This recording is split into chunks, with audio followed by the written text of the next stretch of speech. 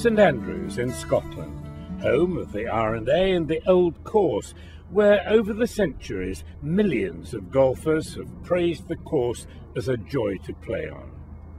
It's a very natural golf course in how it sits into the landscape and how it's managed, taking full advantage of the native terrain and links grasses to produce a wonderful test of golf. And consider some other courses worldwide which make the most of the local natural environment. Machrihanish Dunes is a new development set on an important SSSI designated site to the west coast of Scotland, where a minimalised approach to construction is being implemented. A similar approach at Castle Stewart in northern Scotland demonstrates how a golf course can enhance land use and increase biodiversity. At Wellspool in Wales and Arrowtown in New Zealand, we see how old established courses fit into the landscape. Maintaining the native grasses on such courses results in low maintenance inputs and a light environmental footprint. Here at the Fairways and Blue Water Country Club in the Philippines, and at the Uganda Golf Club, natural recolonisation by native grasses to fairways and greens respectively reduces problems and the need for intensive maintenance. Grass selection at new courses such as Castle Stewart relies heavily on the experience of established ones such as Smorem in Denmark, where desirable grasses provide excellent playing quality with minimal use of fertiliser, pesticide and water. Conserving water is becoming a serious social issue in many hotter climates, and this course at Gijona in Spain uses no water on its fairways thanks to its encouragement of drought-tolerant grasses. These examples show important elements in creating the sustainable course. Sustainability is defined by the R&A in these words: optimizing the playing quality of the golf course in harmony with the conservation of its natural environment under economically sound and socially responsible management. So, how is that to be achieved? If the year-round playability of the course is poor and its environmental footprint heavy, making progress towards firmer, drier and healthier turf will be a gradual process that can take a long time, like climbing a tall ladder. Towards the bottom of the ladder, soft, thatchy turf and shade limit your ability to produce sustainable surfaces. These features improve as we climb, thanks to the development of a healthier environment for growing our turfgrass of choice. To step from the first rung, we need to develop turf that's increasingly firm, dry and airy. Then we need to learn how to achieve that while using fewer and fewer chemicals and fertilizers and less water.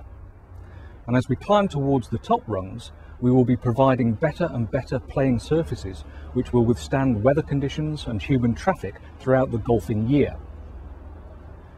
Rather like painting a house, preparation is the key, and it is important to assess the condition of the course before we do anything else. This will provide a benchmark as to where on the ladder we sit, and we can then be realistic about the improvements we can make, bearing in mind local conditions like soil type, weather patterns and so on. Once we've established realistic targets, we need to continually reassess our progress and our goals, and to communicate what we're doing to everybody concerned, including club members.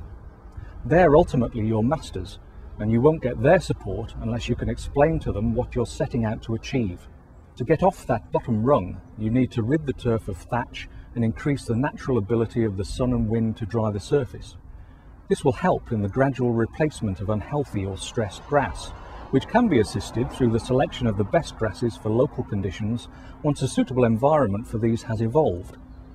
In climes like St Andrews and most of Northern Europe, the cool season grasses, brown-top bents and fine fescues will be your ideal choice to establish the most sustainable kind of turf that requires the least inputs, having the lightest environmental footprint. but they wouldn't be suitable for, say, southern Spain, where climatic conditions call for warm season species such as Bermuda, Zoysia or Seashore paspalum. What are the key characteristics of those courses which are models of good management? Well, for a start, they aim to produce firm, dry greens and fairways. Easily said, but how do you actually measure factors like firmness? It's important for us to be able to characterise the performance of turf, whether it be on the fairway or on the green. We have two tools for doing this, one of which is the trueness meter and the other is the turf thumper. The turf thumper is something that impacts the ground with something with a force akin to that of a golf ball striking the ground from a full drive.